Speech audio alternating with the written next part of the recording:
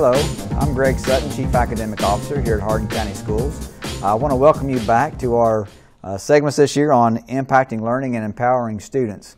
We had a lot of great guests on the show last year, and I thought we had a really good kickoff to that series, and I hope you enjoyed watching and we enjoyed being in your households with you this past year. But I will say this, I've got Debbie White here with me today, and Debbie's been in our district for just a few years, and she's our Director of Federal Programs. So Debbie, let me ask you, since you're our guest here today on impacting learning and empowering students, how many years have you been in Hardin County Schools? I actually started out in 1976 at Lincoln Trail Elementary, and then I came back in 1992 and taught primary at Upton Elementary in Southern Hardin County.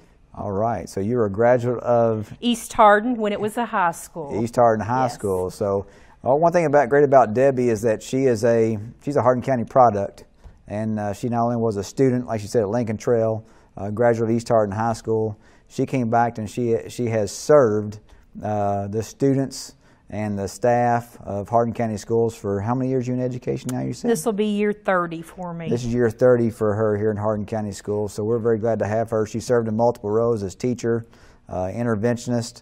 She's also now serving as our Director of Federal Programs. And Debbie, just give us a little bitty quick snapshot before we get into our questions here about some great things going on this summer and through the school year.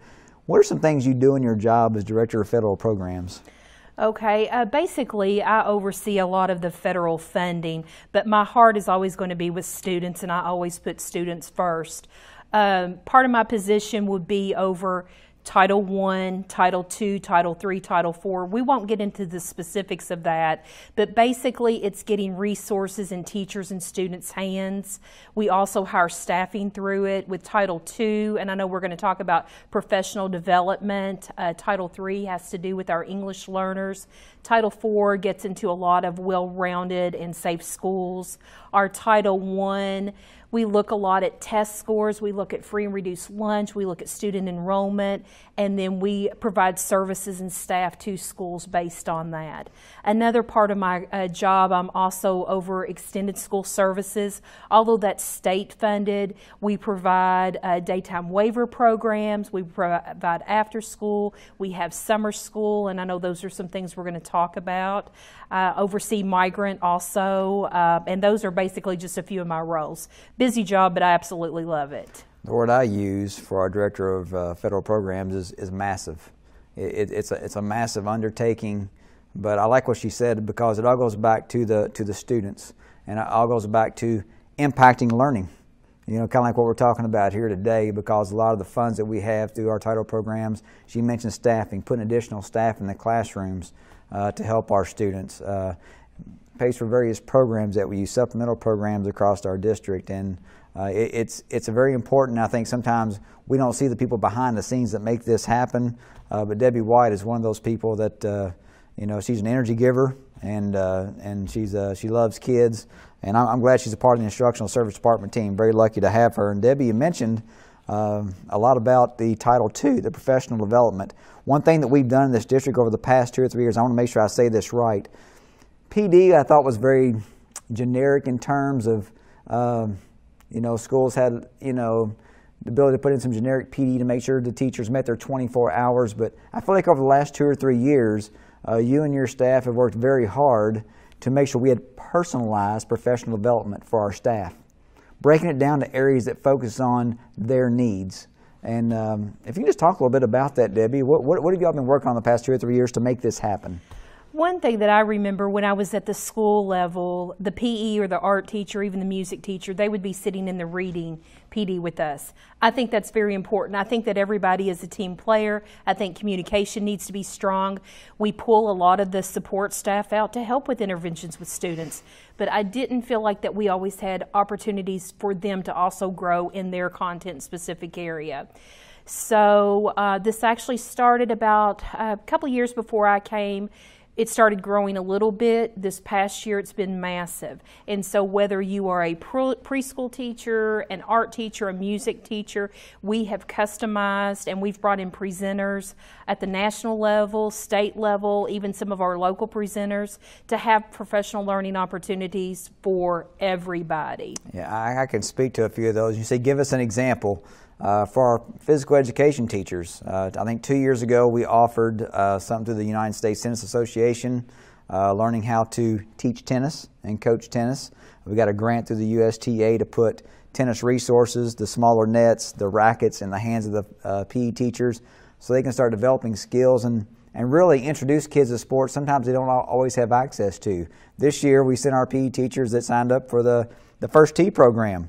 It's golf, so if you're a golf fan and you want opportunities to learn about that sport, we actually sent our physical education teachers to learn about that program, how they get young kids started and have a passion for golf, and that's what we want to talk about. A lot of times with PD, it creates access and opportunity for students. We don't look at it like that sometimes, but that's really what it does in the end. How would you say how many different sessions we had this summer alone? Do you have an idea of how many sessions? Just at the district level alone, we probably had about 100 sessions, but on top of that, we also approved out-of-district sessions, and we had preschool sessions, technology sessions. We had things for elementary, middle, and high, and then every school also had their own sessions. One thing that we built in also, just not for teachers and administrators, we wanted to make sure that our paraprofessionals, our instructional assistants, also had opportunities for training. Absolutely, classified as well. Let's Yes. talk about that big elementary school training we've been doing the last 2 summers. Let's talk about Orton Gillingham for a minute, and let's talk about what that is and how many teachers have been impacted by this training and then what's it going to look like in the classroom. So how many teachers have we impacted that training? What is it? Explain that to our Okay, what Orton Gillingham is, it's a multi-sensory process. It's not a reading program, it's not a literacy program, but it's basically using strategies on how you teach reading. It's not just for pre-K, but it's also for high school. And so several years ago, we did a mini pilot basically. We probably had 50-some trained that year. Last year we had about 70 trained. This year we brought all K-1-2 on board, including special ed, K-1-2, and we had over 100 teachers trained this year.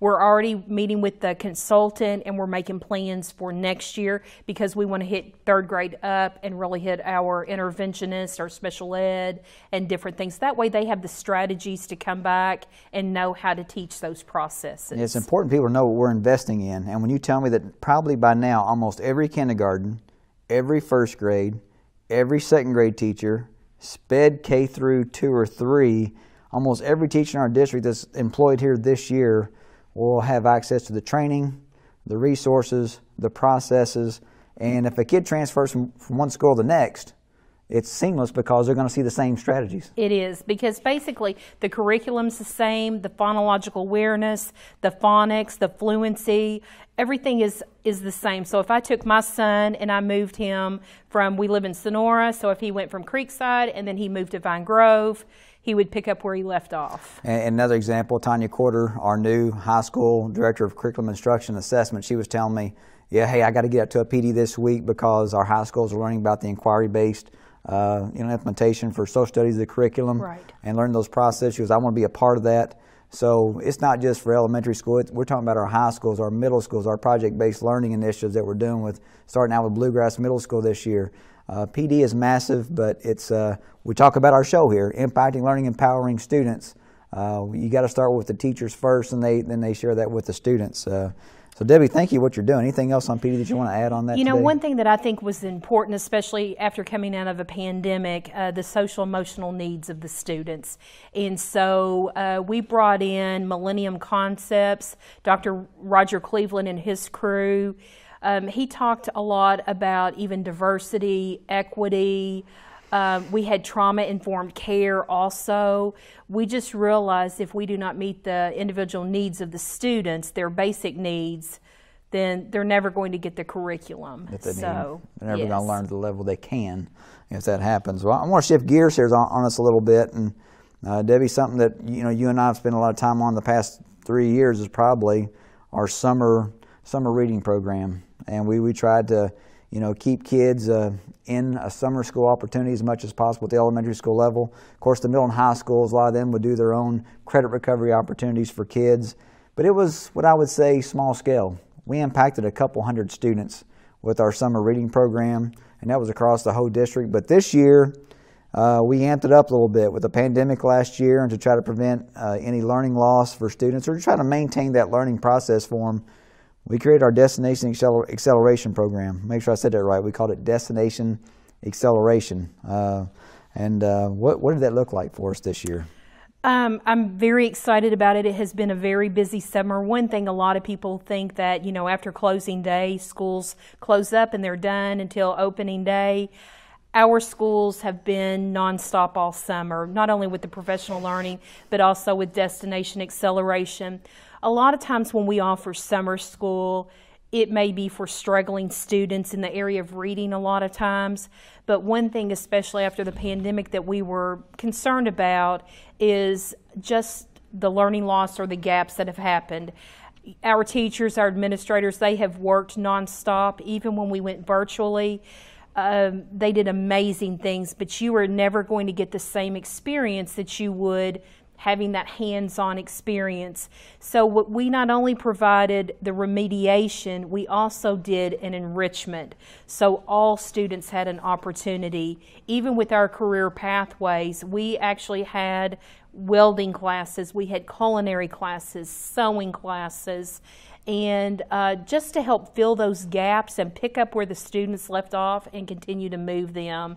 I think when it was all said and done, we ran a 3-week program in June and a 2-week program in July, and this really doesn't stop. Through our extended school services, a lot of our schools will continue their after-school programs, and I think we ended up servicing about 2,000 students. Absolutely, 2,000 students, but also what impressed me a lot was the 395 employees that also, coming out of the last year, let's just say a lot of people were tired. A lot of people were a little burnt out, you know, with everything they went through last year with the AB schedule, the constant changes, you know, the masking, you know, COVID protocols, safety protocols. But our teacher said, we need to help our students that need that additional help, that need that enrichment, need that remediation. And 395 of our employees showed up consistent this summer. In the first session from June 1st to June 18th, I think we had all schools participating in that. The second session, we had about 11 or 12 schools. That was July 12th to the 23rd. So I want to thank all 395 of those employees that stepped up and said, hey, we want to keep this going for our students. We want to prevent any learning loss or gap, and we just want to keep that learning opportunities going. And I want to thank our bus drivers, you know, for Absolutely. Transporting our kids. I want to thank our instructional assistants. We had classified there as well. I want to thank Josie Crew and our food services for making sure they, you know, had the food there for the kids to eat every day at all of our programs. They had service at all the facilities there in June. And then you think about our custodians and what they were doing, and our maintenance workers to get our schools back in order after the pandemic. So it was really a positive experience. And like I said, much different. You go from servicing 200 kids in a summer reading program to a Destination Acceleration servicing over 2,000 kids, and it's a game changer. But we had some schools that even had over 200 students. So it ranged Yes. anywhere from 70 to 200 students. So if you walked in a school building in June, it would be like school was in full force. Yeah, like one of our high schools, I think Central Harding had over 427 kids that attended at least a partial, you know, form of the Destination Acceleration. 101 credits recovered. Had students earning their summer health education. Had like 161 kids that earned that credit. Apex, 251 half credits earned there at Central Harding. Those kids were just working. And that's what we want to do. It's what it's all about. But also there was some fun stuff as well, too. Absolutely. If you think about summer camps, you could think about Destination Acceleration being a camp. Right. They not only worked on phonics or fluency or math facts, but they were building rockets. They were writing plays. They were doing plays. We had several schools that took field trips to the local airport, to farms. We had petting zoos that came in. And it was just exciting to see the fun back in learning and the passion back in teaching.